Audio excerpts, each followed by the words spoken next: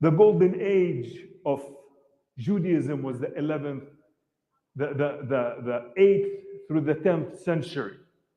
They said that the global center of Jewish learning was in Palestine under Muslim rules. The only print press in Asia in 1577 was in Palestine, printing in Hebrew. Our history is not complex. Our history of conflict is not long. It is about theft. It is about terrorism by the Israelis against the Palestinians. Our history is actually a very good history. And those Jews who have lived in Palestine did an amazing job. They were very prosperous in their intellectuality. Actually, Kabbalah, the Jewish mysticism, Sufism, started in Palestine under Muslim rule. You're not going to be so prosperous and these schools of thoughts when you are oppressed. So we have done a very, very good job as Arabs, as Muslims in Palestine, throughout the Middle East, throughout the history, from the time of Islam until now. They try to tell you it is a long and complicated. It is not, because they want to make it as if it is retractable and that we should shy and say like, oh, maybe it is complicated. It is not complicated. Thank you very much.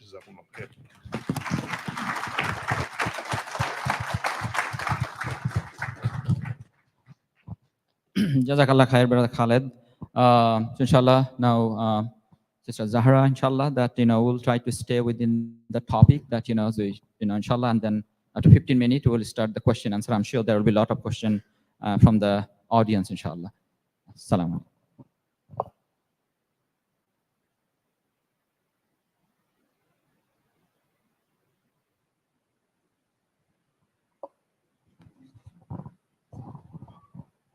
Assalamu alaikum. I'm having a really hard time, and so I'm going to stay seated. Jazakallah khair to our guest from Detroit, from our beloved organization, American Muslims for Palestine, for being with us tonight. I'll start with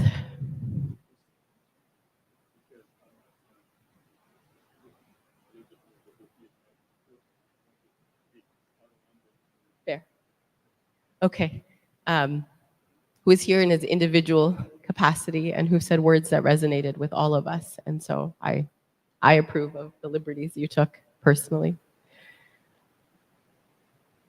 I started crying maybe 30 minutes before I came to MCA, and I haven't been able to stop. And for as many times as I've been on this stage, I don't know that I've ever sobbed on the stage. And so I wanted to share the two things that have pushed me over the edge today. And if you're like me, you've probably cried every day for the last 3 weeks.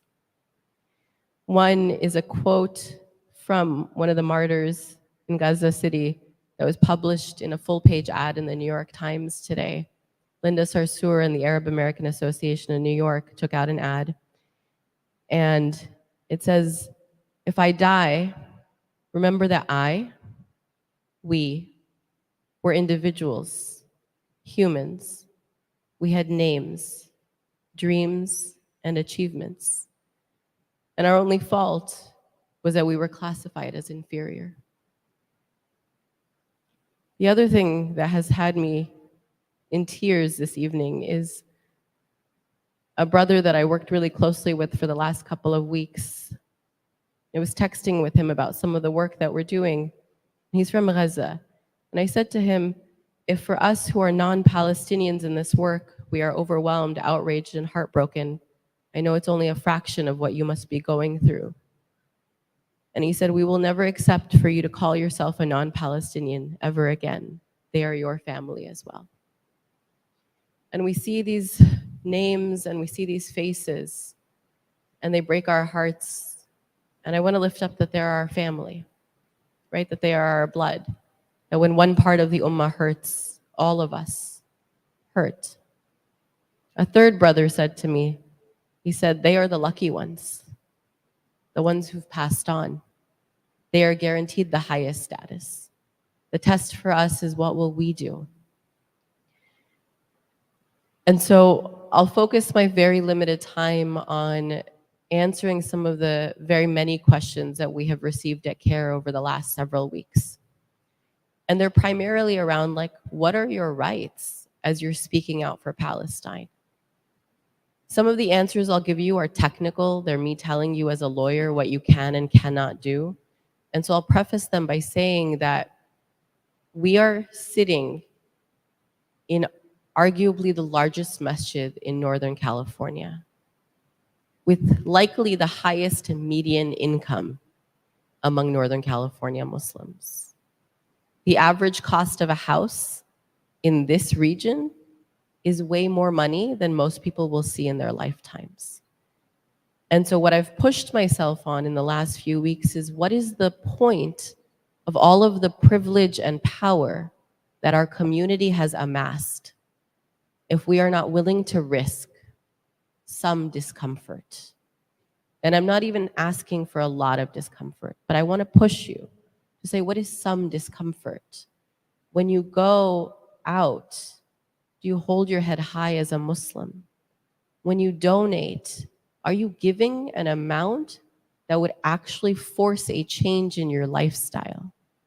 When you speak out at work, are you doing so courageously, or are you both siding this story? When your kids go to fancy private schools that cost $10,000 a year and $20,000 a year, what is the point of being there if they have to suppress their alignment with Palestine to be there? So while I give you the technical answer, I want you to know that I don't just come to this as a lawyer, I come to this as a Muslim first. Our risk is from Allah. And if you think that it comes from Google or NVIDIA or Notre Dame or San Jose State, then you are mistaken. It comes from Allah. And so I want to push you to really sit at the edge of your discomfort as our brothers and sisters in Palestine are being literally wiped off the map. Now, what are your rights? Your right to freedom of expression and peaceable assembly is very broad. You have the right to go to protests. By a show of hands, how many of you have been to a protest in the last 3 weeks? That's not 100%. Like, that's actually really frustrating, right? You have a right to be at a protest. There has been a protest every day, or every day of the weekend. There's one tomorrow in San Francisco. There is one Sunday in San Jose. Go to a protest so that when you're asked on the day of judgment, did you do everything you could say, yes. Ya Allah, I put my feet to work for this cause, right? You have the right to go to protests. You have the right to express your beliefs, even if your viewpoint is unpopular or controversial. That means that you have the right to criticize the US government. You know what's trending on Twitter some days? They call him Genocide Joe. Say it. You have the right to say Genocide Joe. You have the right to call Israel an apartheid state. You have the right to call it ethnic cleansing. What are you holding back for? Those are words that you have the power to use. All of your expression is protected when you're in a public forum. You want to go to the park and say it? Say it. You want to go to City Hall and say it? Say it. You have the right to say that. Private property is different. You want to go to Target and say it? They can ask you to leave. In the same way that if somebody brings an Israel flag to the MCA, you know we're going to kick them out, right? And so private property is different. Remember that distinction. You cannot engage in defamation. So don't go around calling an individual a baby killer, right? There's a difference between calling a public leader something and calling an individual something. You cannot engage in violence. None of you will, but just in case you were considering it, you cannot. And you cannot engage in anything that's considered a threat. So don't make any threatening actions. And the thing that I always advise our community here is when the police come, who do you think they arrest first? Us, right? So don't engage the other side. Don't engage counter-protesters, right? Like, walk away from situations that are at the worst case controversial, because they will arrest you first and ask questions later. Your right to freedom of speech means that you can counter protest. So you see a pro-Israel rally, you can rally with Palestinian flags on the other side. You're allowed to do that, but you don't engage them in anything. Don't physically disrupt anyone. You can always use megaphones and bullhorns.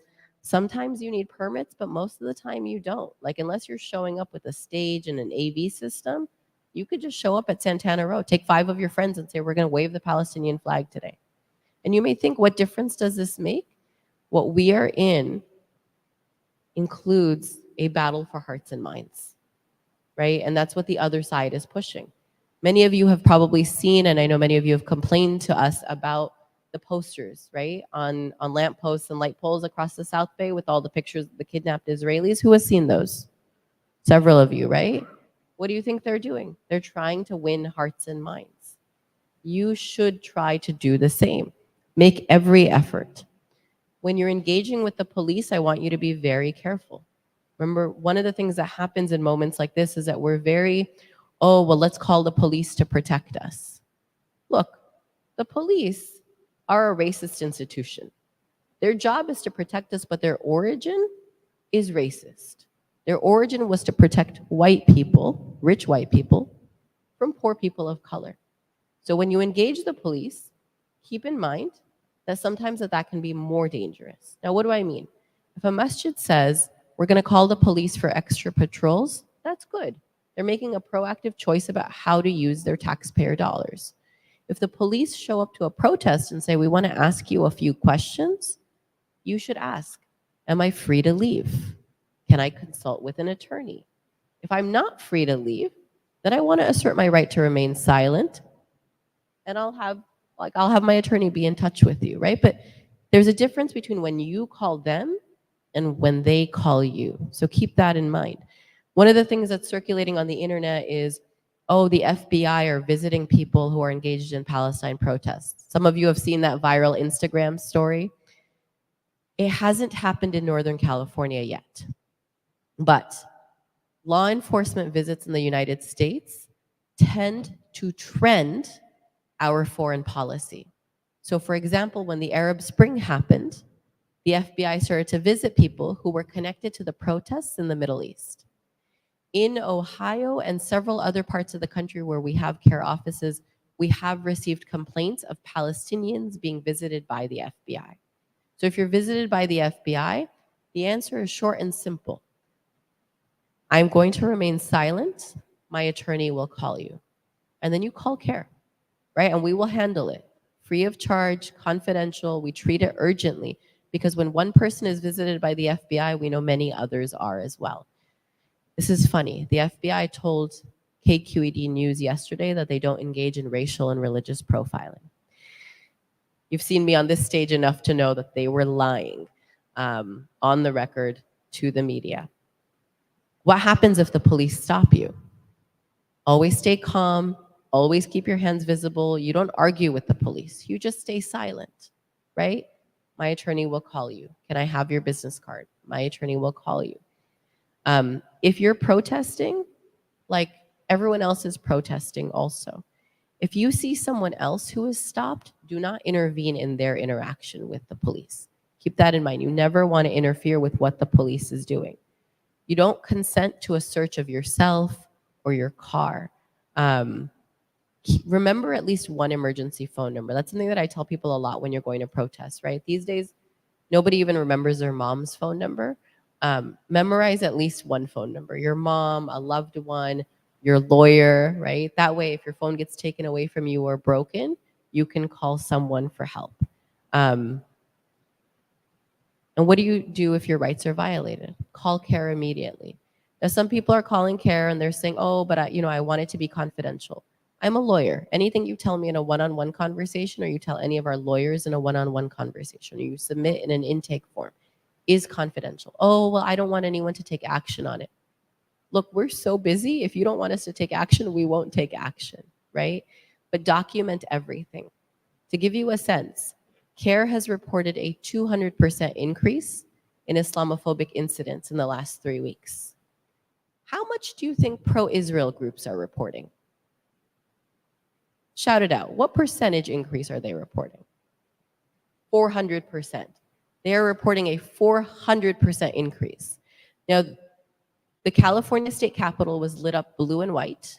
The NBA, MLB, the NFL all held moments of silence for Israel. Google, NVIDIA, Oracle, Intel, I'm losing track of the companies, right? But like all of them did pro-Israel stuff. Do you really think that there's a 400% increase over there while we're sitting here by ourselves, right? No. What's happening is that we're underreporting.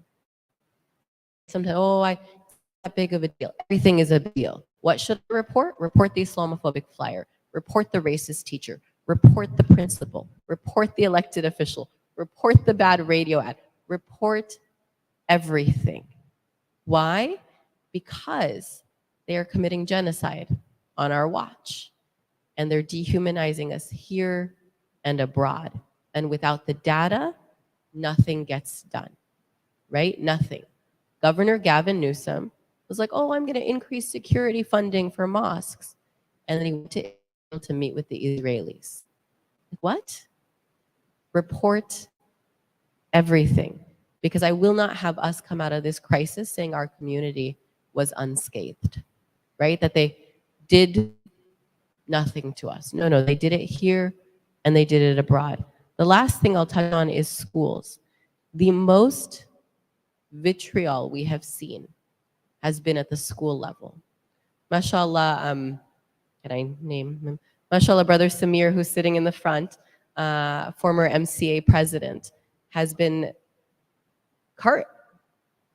Samir, Brother Samir. It's like, Brother Samir Laymoun, longtime champion for Palestinian rights, leader in the community, former MCA president, has worked with us to like make sure that we reach every school board member across the San Francisco Bay Area. And so with his support, I have reached out to over 400 school board members across the region. Marin, Napa, that far north, all the way down to Monterey. And the most horrific responses I have received to messages asking for balance have been from school board members. I had a school board member in Morgan Hill say that I was violating her civil rights because I asked her to be balanced. I had another school board member who told me explicitly that she stands with Hamas. No, she stands with Israel. She stands with Israel. I had another school board member say, take me off your mailing list. And to all of them, I write back and I say, no, you're a public official. I'm going to keep emailing you, right? But these are people that are in charge of the education of our children. And they're out here saying that they stand with Israel. And so your kids at schools are experiencing bias-based teaching from their teachers and from their principals, right? I heard a horrible story out of Florida where the kids were asked to wear blue and white in solidarity with Israel. Yeah. Your kids need to report everything. They come home to you, you report it to us. Your kids have a right to wear their keffiyehs to school. Your kids have a right to walk out of their classes to participate in protests, right? Your kids have a right to ask for Palestine to be discussed in the classroom. Your kids have a right to speak Arabic, learn Arabic, and talk Arabic in their classrooms. Your kids have a right to be their full selves.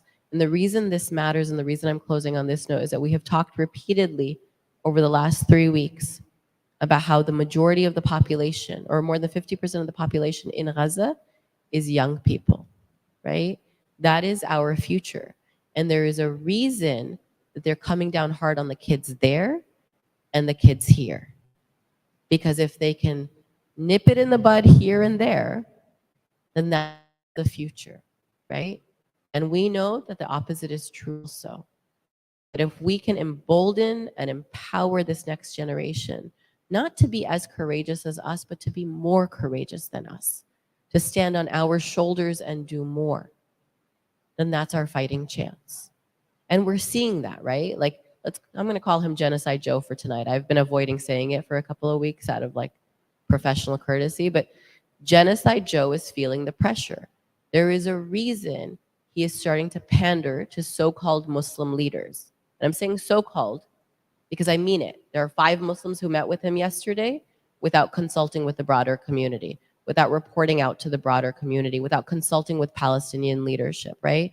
There's a reason he's attempting that strategy, is because he knows that we're paying attention and that our community will not turn out for him in 2024 unless he changes course. Report everything. speak courageously, but also push yourself. I'm done. Also push yourself to the edge of discomfort, because our brothers and sisters in Gaza don't have that choice, right? That choice is made for them. And that's why we say that they are the lucky ones. For us, we will be asked. You sat in America on Silicon Valley income, right? Driving your Tesla. There's a truck out there. I don't even know what it is, but I know it costs more money than I have seen in my lifetime. Somebody tell me what that thing is. It's not, I'm not going to think it looks like, but you know, you sat in the biggest masjid in Northern California. And what? You gave $50 to AMP? You gave $50 to CARE? Oh, mashallah. Right? Like, you prayed one night of the Tahajjud? You went to one protest? No, push yourself. What is the point of everything we have built if not to put it to use right now?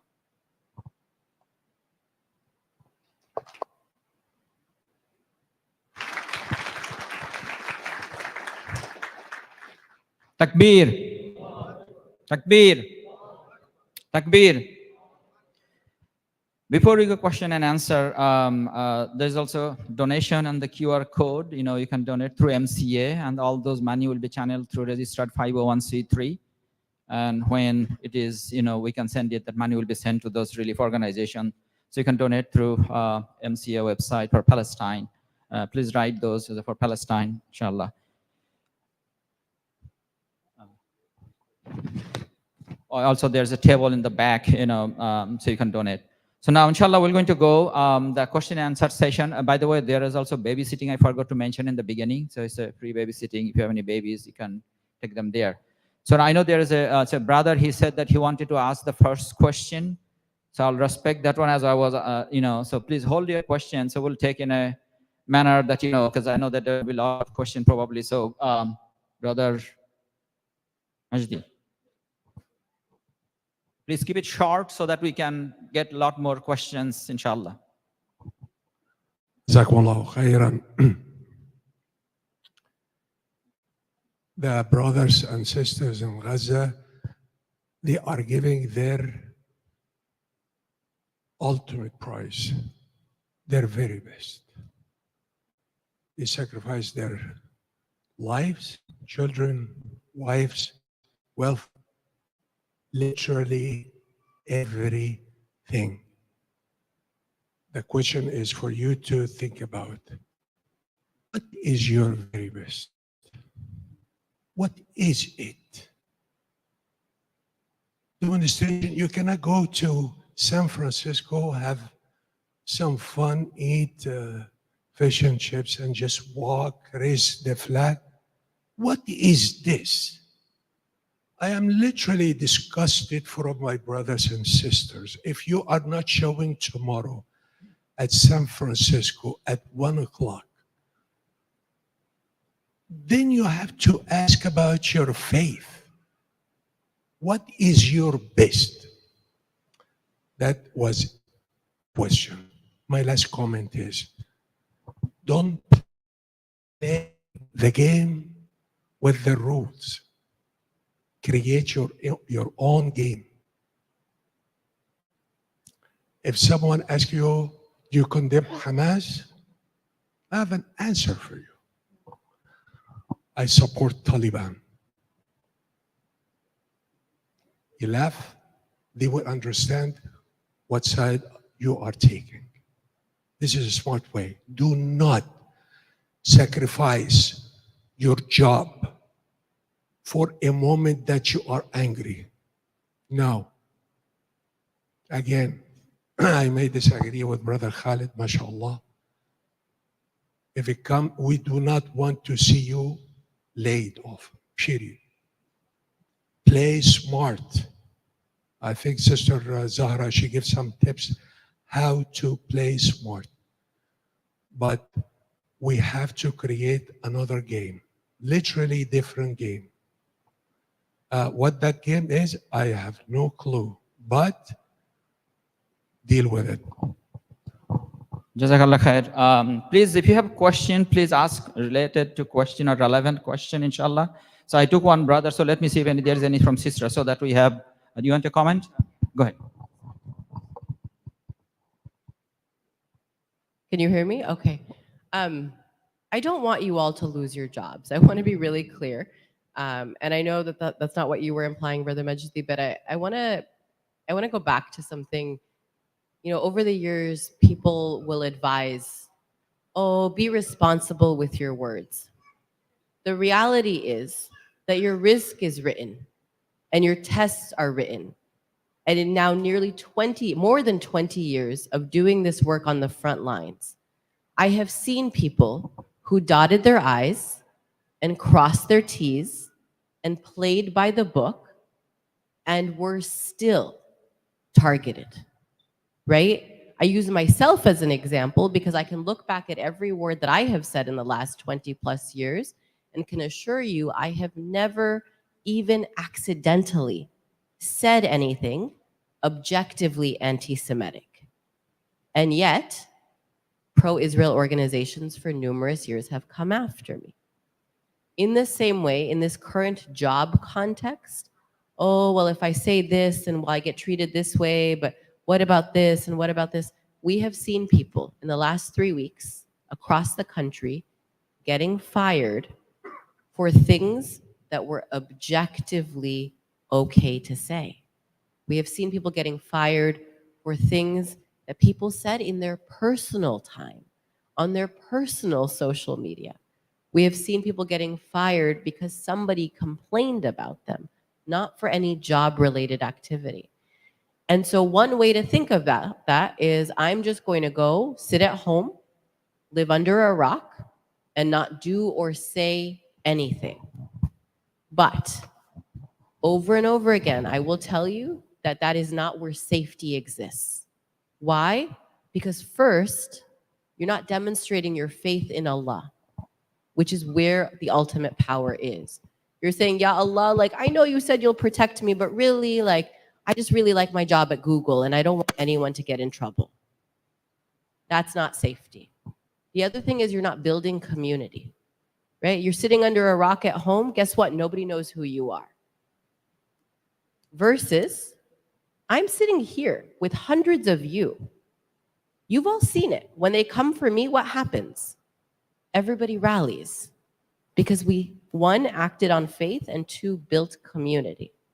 There is no way to insulate yourself from the way in which Zionists are coming for us, but for trust in Allah and build community. It doesn't mean don't be strategic, but strategy cannot mean silence in this moment. Jazakallah khair. So there's a sister has a question. If I may, I just want to comment really quickly.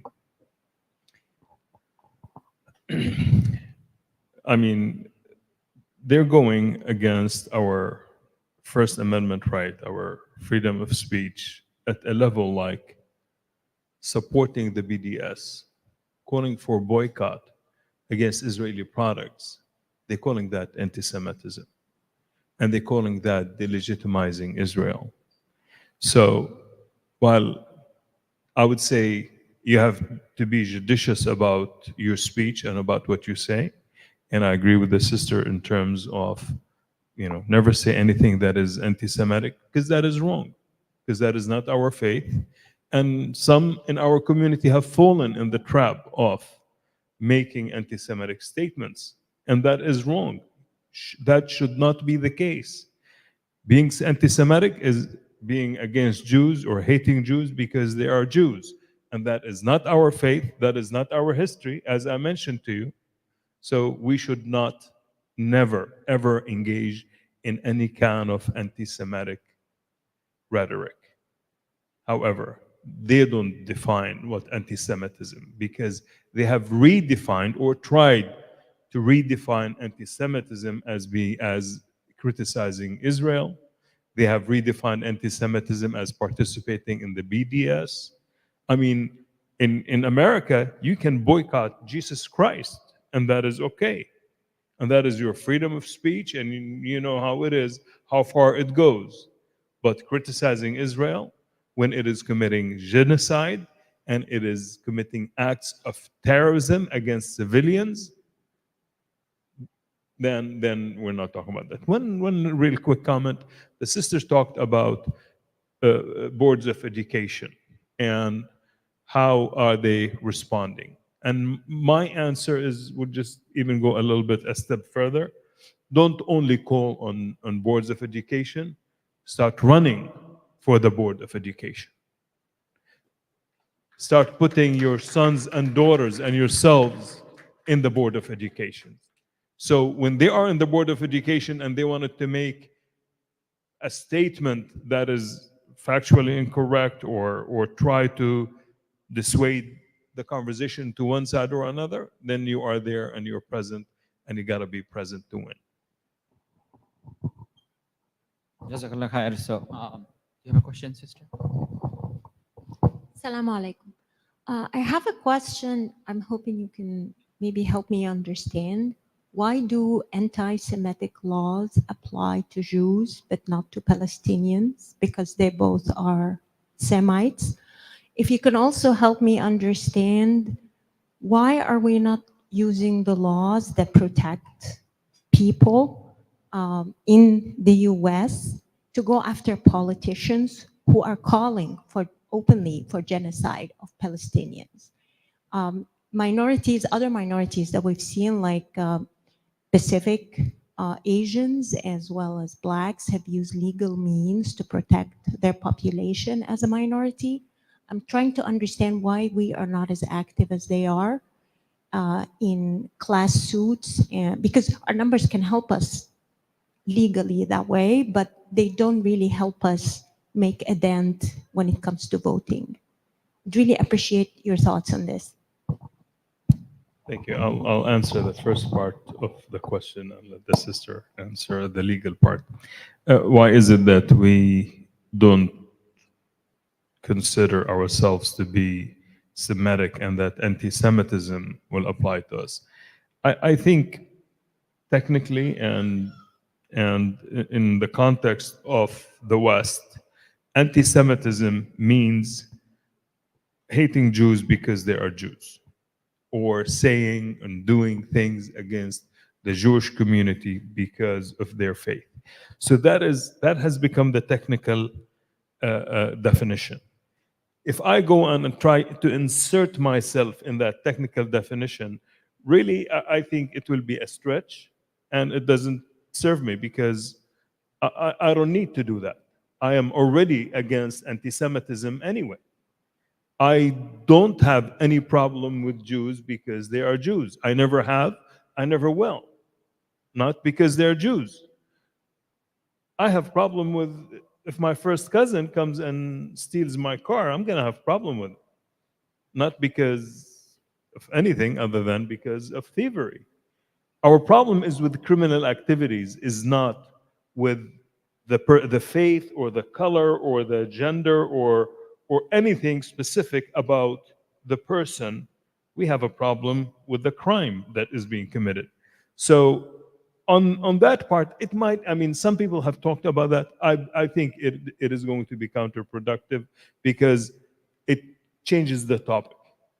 I don't need to be part of that Semitism so that anti-Semitism will apply to me, and then the discussion is going to be, well, you know, that is technically for Jews, and I don't need to do that because that is not my problem. It is not my issue. It is not an issue that I have an issue with. I am against anti-Semitism anyway, whether it applies to me or it doesn't apply to me. So I think that's where I would leave.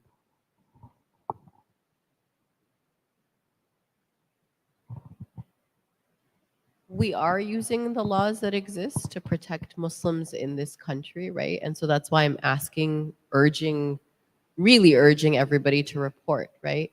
Because if you don't report what happens, there's no way to get a remedy. School principal does something and you don't tell anyone, guess what? We can't use the law. Employer says something, does something, and you don't tell anyone, we can't do anything about it. And so the first step is reporting, but I'm telling you that our community is severely underreporting what is happening.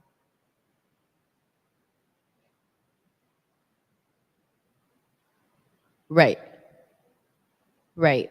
So Nikki Haley, Donald Trump, Joe Biden, right? So we cannot go after people for their words. we can go after people for their actions.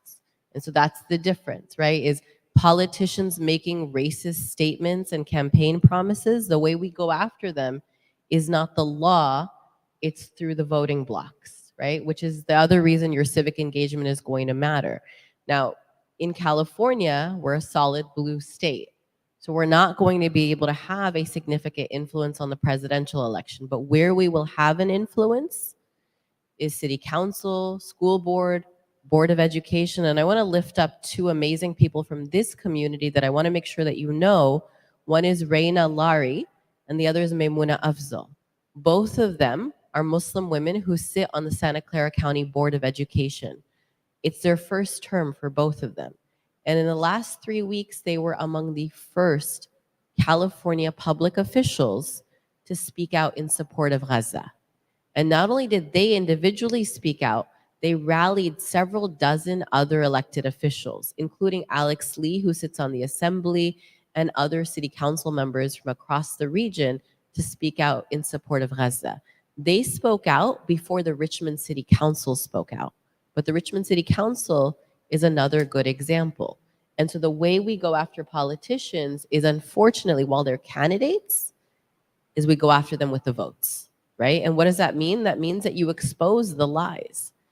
That also means that you've got to support good candidates, right? I can't endorse candidates from this stage, but I can tell you who's already in office doing really good work. And that's why it's so important for you to run for office. Because Reina and Maimuna should make every Muslim in Santa Clara really proud. They were the first ones, and they did it with such high risk. And I'll tell you, I told them, I said, I love what you're doing. I want you to know that you will get attacked for this, right? Because I want you to go in with your eyes wide open, and they did it anyways. And then they've continued to speak out. And so that's how we're going to go after politicians. That's where it matters. If you've got family members in other states that are swing states, make sure that they're paying attention to the presidential election, because they're the ones that those presidential candidates are going to need to move. No candidate wins without the Muslims in Michigan, for example, right? So make sure that your family and friends in Michigan are paying attention. Allah khair. Says brother. Hi, Assalamu alaikum. I have a really easy question to you. You have so many rights to do it, but there is a really important right to register yourself to vote. I don't see I see only your table when close to the election, a week before or 2 weeks. We should do every day to remind our fellow citizens. We are citizens of USA. If we don't vote, that's the reason nobody listens to us. We don't count. Other side is 80% vote, Jewish community. So even you said president gonna listen to people who contribute and vote for him. We go 10 people, 20 people in our county, they won't count. So you emphasize, or our leaders should emphasize every day. Go register yourself. When the candidate run, they see how many minority here. Muslim are minority is 100, other side is 1,000. So he's going to speak for the 1,000 people. Anyway, whatever is wrong or right, this is where the battle are, the voting block. And we should have other minority come to us, like a Sikh, an Indian, Hindu.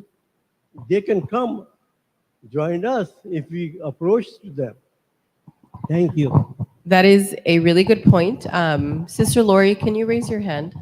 So Sister Lori in the back is our senior communications coordinator. We confirmed that we would join this event on Wednesday evening, and on Friday afternoon, she said, I will come with you. She is sitting at a care table back there with all of our materials. I don't know why you don't see our table, but I can tell you that the care team is at 4 to 8 masajid every week in our slow weeks, right? And so if you're not seeing our tables, it's because you're not looking respectfully. That said, if you'd like to volunteer, please go see Sister Lori, and we will make sure that you get signed up. Our team is at 4 to 8 masajid per week. in our slow weeks, right? And we cover 250,000 Muslims and 80 masajid. Can we do more? Yes. Can we do it with our current capacity? Probably not. And so if you want to donate to make sure that we have a bigger footprint, please do that. If you want to volunteer because you have time on Friday afternoons, or if you want to get a job, because by the way, we also hire for our outreach positions. Brother Hamza, who's sitting in the front, who works for MCA, now also works for us to help us increase that footprint. But it doesn't just happen. People have to do it. So go see Sister Lori or talk to, Brother Hamza's on MCA time right now, so don't bother him with care questions. Go to Lori, sign up, volunteer, help us get to 10 masajid a week, right? And that's slow season, because you're right, it can't just be election dates. I understand. I understand. I'm just answering your question. You said you don't see us. I'm telling you, I don't know why, because we are always here. We were here at Jummah last week and the week before. This week we were up in Oakland. We were here. We were at SBIA. We're in a lot of different places. But if you want to help us do more, if you want to help any, at the table, inshallah, right? Like at the table. And by the way, we're passing out flyers that say how you can email your member of Congress. Because it's one thing to register, that's not enough. We actually have a really high registration rate in our community. What we don't have is a turnout rate and an engagement rate. Because how many of you have emailed your members of Congress at least 3 times in the last 3 weeks? Right. If I said once, more hands would go up. How many have done it once? Raise them high. How many have done it once? Okay, so for those of you that haven't, no, leave your hands up, leave your hands up. How many of you, you've emailed your members of Congress just once? Okay, look at that, guys. I want you to see that. How many of you have emailed your members of Congress twice?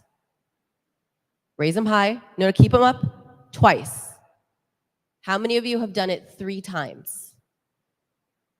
How many of you have done it 4 times? Okay. How many of you have done it 5 times? 6 times? 7 times? Okay, I'm going to assume that by 7 you stopped counting, but I counted 3 hands at 7. About 3, right? Raise it again. 7 times? 1, 2, 2. Okay. There is no limit to how many times you can email your member of Congress. I should be able to count to 10 and see that many hands going up. So to the brother's point, this is why they're not paying attention. So take the flyer with the QR code, put it on your refrigerator, wake up every morning and email your member of Congress. Understood, but just that's the point. Take home the flyer, email every morning. After Fajr, just make it part of your routine.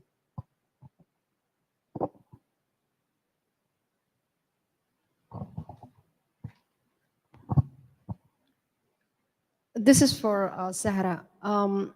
Actually, it's that this question is following from exactly what the gentleman is over there raised it.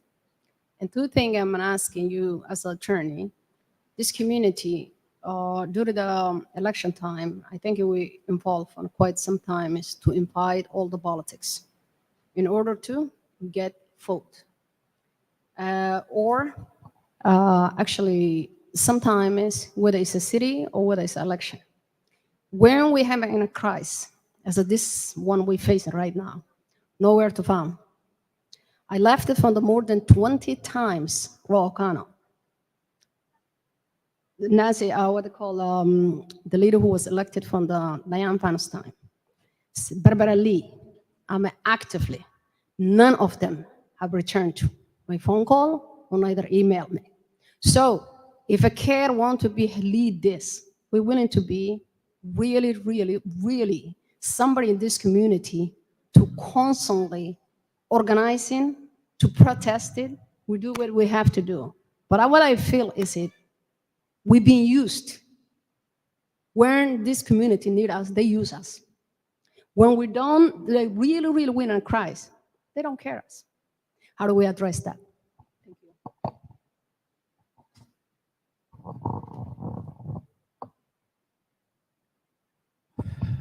I think one of our issues, one of our problems is what Sister Sarah spoke about, is the so-called leaders. Because a lot of times we're being sold down the river by people who love photo ops. They just want to smile and take a selfie with politicians, post it in their social media, and show that they are influential.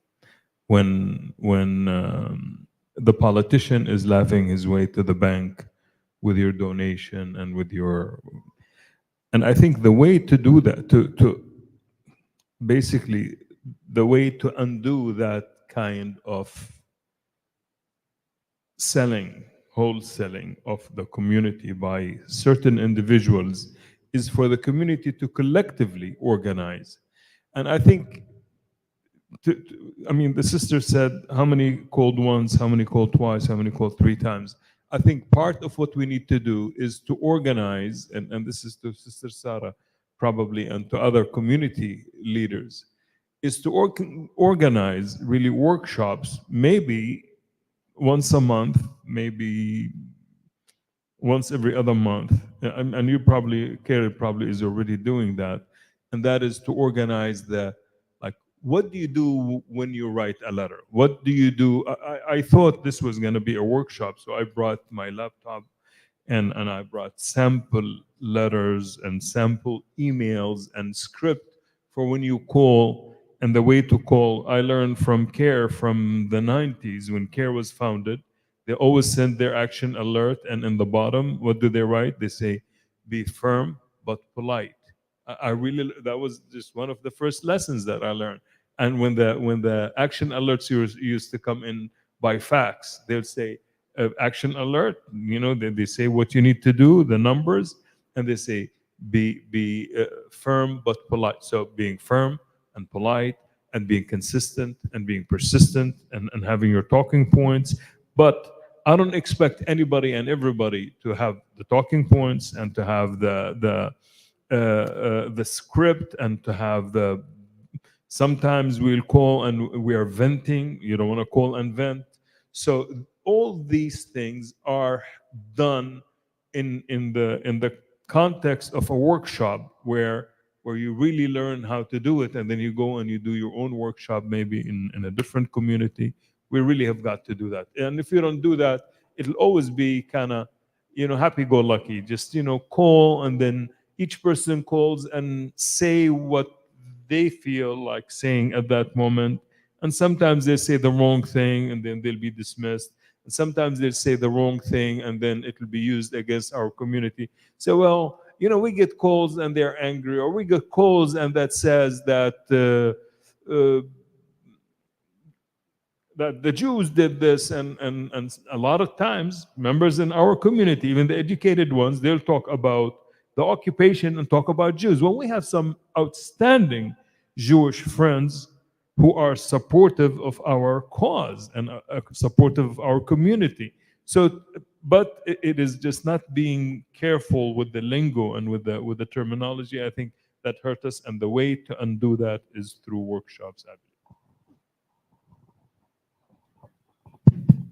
How many of you are Ro Khanna constituents? Raise them high. Okay. Who wants to organize a sit-in at his office?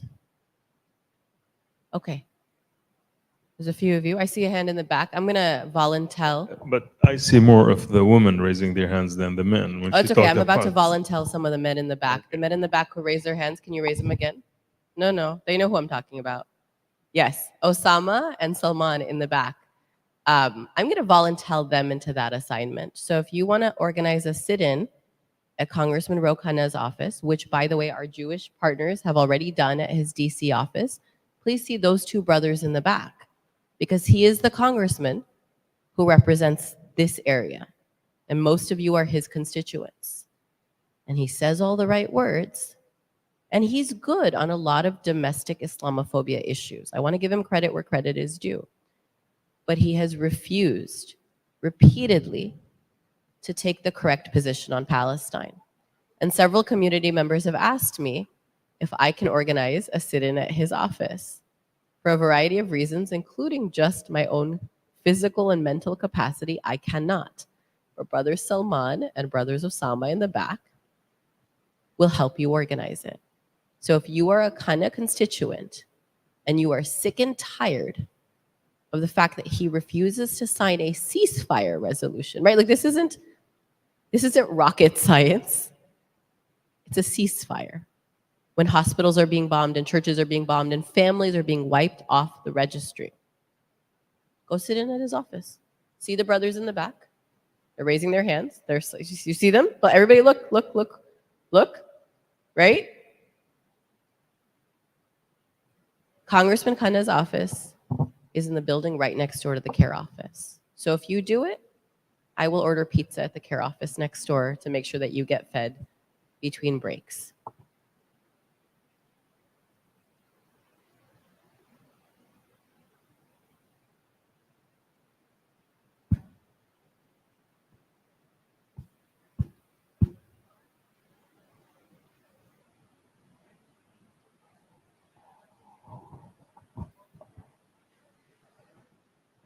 So for those of you that don't know Brother Salman, he also runs a group called the Town Hall Alliance. And so one of the things that he's been doing for several years is organizing members of our community to go to these town halls, right? Because there's what counts for elected officials, and it's very frustrating when they don't call you back, but I want you to keep calling, because what they do is they keep a tally, right? So even if they don't call back, they're counting. So all you got to do is pick up the phone and say, I'm calling you to support Palestine. I'm calling you to ask you to sign the ceasefire resolution. They're counting over and over again. They're counting. They're also looking to see who is showing up, because elections matter, but elections are every several years. Town halls are once a month. So Saturday, November 4th in Sunnyvale, go to Ro Khanna's town hall. You don't know how to do it, what to do, what to wear, what to say, see Brother Salman. He'll add you to a WhatsApp group where they'll coordinate all of it, right? But it cannot be that this is the only thing that you show up to. Jazakallah khair. So just 1 second, I'm trying to see the time perspective. It's about 9:55. Is everybody still okay that we can continue another 10 minutes or yes? Okay, so there's a question from the sister side, then I'll be coming back to the brother side. There are a lot of questions coming. Assalamu alaikum. Jazakumullahu khairan. It was so much beneficial information and advices. Barakallahu fikum. Recently, I've been thinking a lot about why I'm in America, and my brothers and sisters are suffering over there. And I recently saw a video talking about the impact of U.S. funding of Israel, and that the reason why Israel is able to commit all those war crimes and genocide is the money that U.S. is sending to Israel. And Americans are starting to realize how much money is being sent, and they're starting to speak up. But what can we do to stop this huge amount of funding that's going over? And in addition to what you were saying about going into the sit-ins, voting, and is that something we can mention? Is it okay to also say not just ending the ceasefire, but also the funding? There's an add-on. I just wanted to add on, for example, my husband and I today, MCA, subhanAllah, the board was very kind to respond to our urgent appeal to allow my husband and I to give out QR codes today to the link to the congressmen, the senators, and the council members, and also just encourage everyone to call now. But we tried to catch the khutbahs and everyone's going in and out. At least we got them to commit to making at least 3 phone calls a day. So we realized that it's not fair for the burden of action to just be on a few members of CARE. And I really want to encourage the community to not be a passive community when we're standing up against a very strong lobbying, unionized community. And then here we stand with a lot of fears and insecurities. And, so I'm hoping tonight with brother and sister being over here empowers more people to do that. But my question, similar to the sister over here, is that how can we strategize? So we heard that make the phone calls and the emails every single day, right? Attend the the city council meetings. So I heard that loud and clear. So we're going to try to encourage people to do that. What else can we do to make action happen? There's a lot of talk, but how can we make the action happen? And how can we strategize as a community? Jazakallah khair.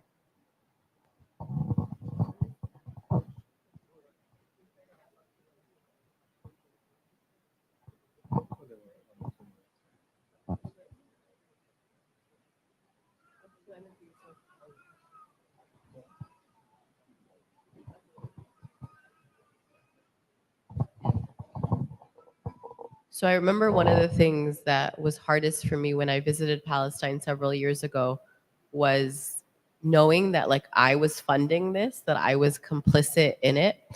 And if I were really truly courageous, you know, I would take the route of a tax resistor. And I would say, I'm not paying my taxes while this is happening. But the reality is I'm not that courageous. Like I'm not that brave. I'm not willing to risk jail in that way. And for every night that I sleep in comfort in my own bed, Palestinians die. And so the question that motivates me is how will I answer to my Lord for my complicity in this? And two, how do I mitigate the harm that I am personally contributing to? And that's what drives me every day is I don't have anywhere that I can move to, and I am too afraid to take the tax resistor route. And so I commit my life to mitigating the harm that I am causing. Now, the list of things that can be done, I think, is long, but, right, like one, we support BDS. So we support the boycott, divestment, sanctions movement. Look it up, look up the website, look up the companies that are formally designated. So not just, oh, I got mad at this company today. So no, there's an organized movement. So when they say the Palestinians are not peaceful, remind them that they criminalized the nonviolent movement for boycott, divestment, sanctions. But cleanse your life of those companies to the best of your ability. It's impossible to be a purist, but we can keep trying. So be thoughtful about what you consume. Engage in the civic process, right? Do your elected officials know your name? Are you donating regularly? Like take the Richmond City Council resolution and email it to your local council member. Maybe you don't know them yet, but like, hi, my name is so-and-so. Like I saw this, would you consider it? Email your member of Congress every day, right? Call them every day. Donate to charities. And I want to lift up AMP here for a second because for so long, the most generous thing our community has done is send money to Palestine. That's good. That's a symptom. AMP addresses the root cause, right? The root cause of what is happening in Palestine is at least in part American foreign policy and American tax dollars. So for a very long time now, if I have $10 to give, 50% goes to Palestine and 50% goes to AMP right here, right? If I have 100, you apply the same math. If I have 1,000, you apply the same math. I match whatever I send abroad to what I can contribute here. Because it, like you don't just keep putting a Band-Aid on the wound. You have to ask, why is it bleeding? Right? So give generously to American Muslims for Palestine. When they say we need you to come to DC, which they just did last week, go, show up. Make it a point to make Palestine a presence at your kid's school, right? Find ways to incorporate it into work. A friend of mine recently wrote to me, she said, do you have a template for a way that I could write to my neighbors about Palestine? And I thought, subhanAllah, no one's ever asked me for that. Write to your neighbors, right? Give them like cookies or something and send them a little note, but talk to them about it. Engage in social media about it. That's all of the activist stuff. And I'm sure there's more and more and I could go on, but I want to ask you also, pray tahajjud, right? Pray tahajjud for Palestine. Like, yeah, we cry with each other, but cry to Allah. Like ask Allah, the Almighty. Like there's something just really liberating about knowing that the ultimate power is with Allah and not with the Israeli occupation forces, not with Genocide Joe, not with Congressman Ro Khanna. It is with Allah. And so engage in deep and meaningful worship now more than ever before. If I may, as for the money part, we know that the president doesn't spend money. Senators don't spend money. It is Congress that is in charge of spending money. So, and the good thing, they run for office once every 2 years. I mean, from the minute they take the oath as a member of Congress, that day they start raising money for the next 2 years. So they're always raising money. And they are very sensitive, much more than senators, because they run every 6 years. They're much more sensitive to criticism and to people who go to town hall meetings and they say, you voted, you refused to sign for a ceasefire when there is genocide and you have your facts. You got to have your facts. So this is what is going on, and you refuse to sign for a ceasefire. Why would you not sign for a ceasefire? And then have 2 or 3 of your friends sit different parts of the room. Somebody will ask from this end, somebody asks from that end, and not everybody should be wearing a kufiya who is asking the question, and just some men, some women. I think that puts pressure. That's one thing. The other thing about activism and the BDS, and I appreciate the sister talking about the BDS, you know that 70% of the American people live in states that have anti-BDS laws. So you don't have to wait for the US Congress. In your own state representative, who is much weaker than your member of Congress, because it doesn't, I mean, I know in some states where somebody decided to run against their state legislator and they won. When they didn't have any experience, they just, I know in a Muslim sister in Georgia, she attended, I think, a CARE workshop about running for office. And in 2 weeks, she ran for office. And a month later, she was a state legislator. You know who I'm talking about. Yeah. So I think the fact that 70%, 7 out of 10 Americans live in states where it is somehow against the law, or it is frowned upon, or there is a legislation that has been passed against your right to boycott a company because it supports the Israeli genocide against the Palestinians. I mean, can you fathom that 70% of Americans are obviously completely unaware? If you go to 7, 10 Americans and you say, do you know that you live in a state, or 7 out of 10? And I bet you 9 out of 10, if not 10 out of 10, say, I have no idea. I don't even know what BDS is. By the way, I just want to share with you one thing. My license plate in Michigan is Go BDS. I mean, I will use every opportunity to promote our cause, because, you know, for an entire year, I mean, I'm driving 15,000 miles a year, and I'm driving around, and guess, if they know what BDS, they know that I support the BDS. The one thing, and I want to end with that, the sister started her talk with something that I mentioned in my khutbah, that our people in Palestine are doing their part. Are you doing your part? And the brother asked the question, what are you doing for Palestine? And I want to put this in perspective. We're at a masjid, and I want to share with you an ayah from the Quran.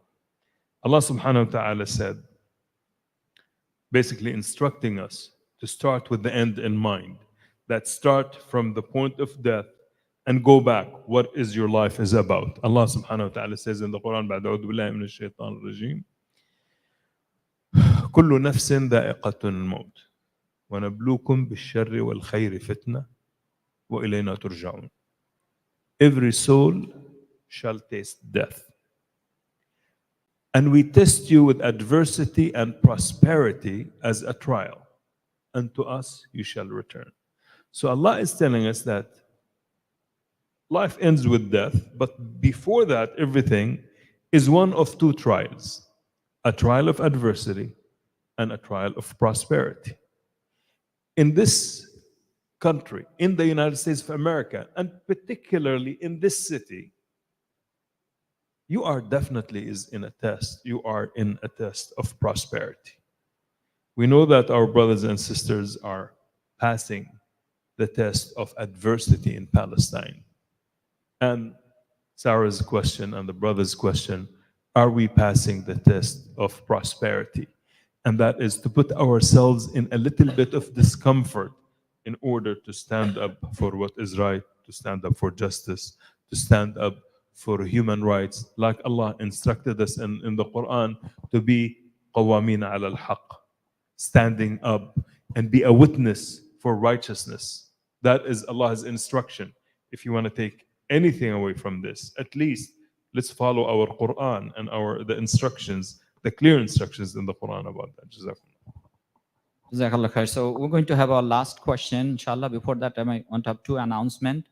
One is that, I announced after Isha today is that, Community Engagement and Readiness Committee, that MCA is, forming this committee just basically to develop and maintain public relation, government relation, and community relation strategies, basically. And then, we'll be working, with CARE and other organizations to, form this committee. So basically, we're looking, brothers and sisters, that, those who are interested, inshallah, to come and help us. And there is a sign-up sheet in the back, the table.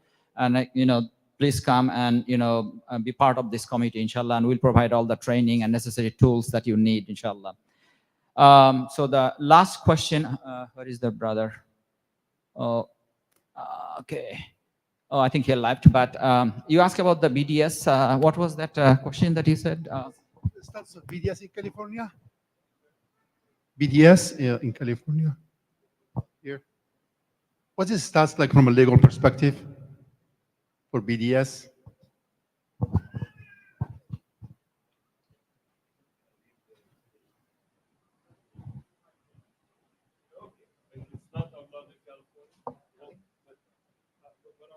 That 70% of the U.S. population live in states.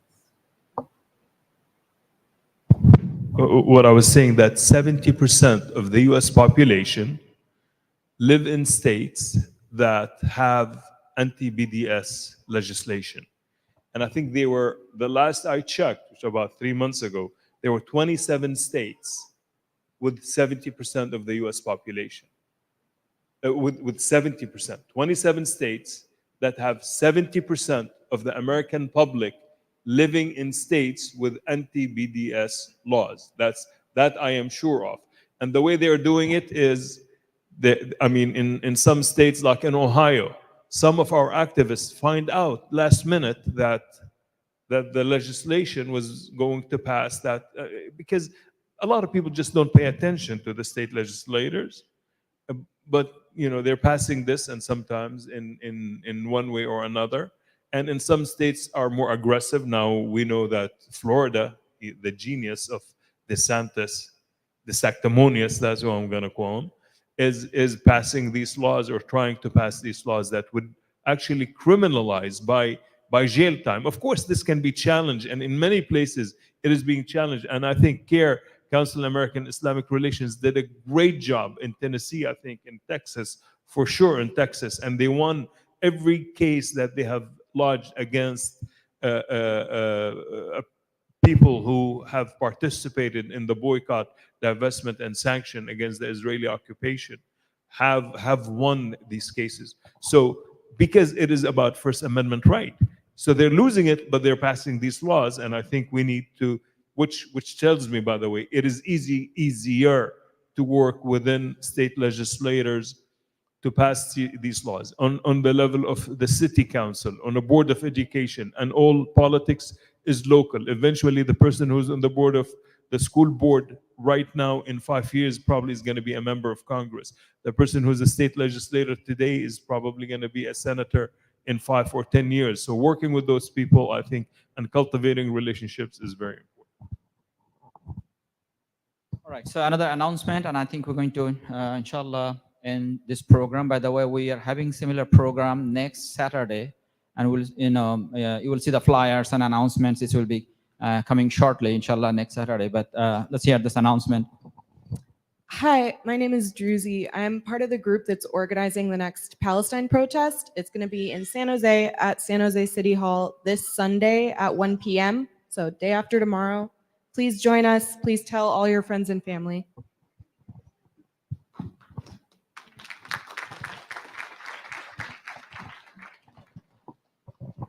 Okay, there's, yeah, go ahead. Druzy, I'm excited to meet you. I've heard your name over text a couple of times. On tomorrow afternoon, Beitul Mal, Zakat Foundation, American Muslims for Palestine, and CARE are having an event at Yassin Foundation in Burlingame, continuing to explore the legal implications of what is happening in Palestine. That's at 3 o'clock at Yassin Foundation in Burlingame. And I would be remiss to not remind you that the CARE Gala is on Saturday, November 11th.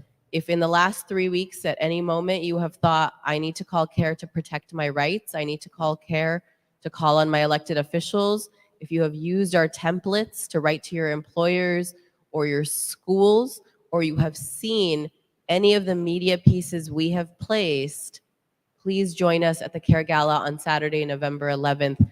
Originally, we had framed it as a celebration of CARE's work, and what we're saying now is that now more than ever, you know that we need CARE in our community to protect us, to provide the wraparound services, to mobilize in the way that we do.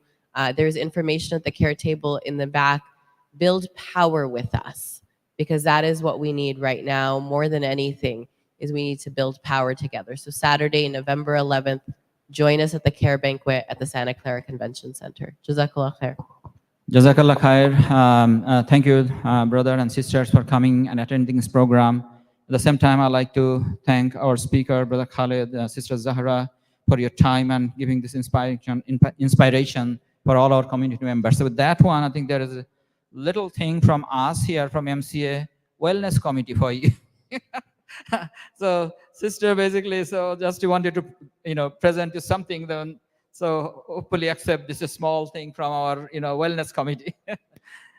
Assalamu alaikum warahmatullahi wabarakatuh. Subhanaka Allahumma wa bihamdika astaghfiruka wa atubu ilaik.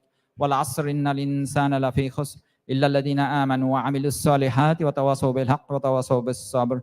Assalamu alaikum warahmatullahi.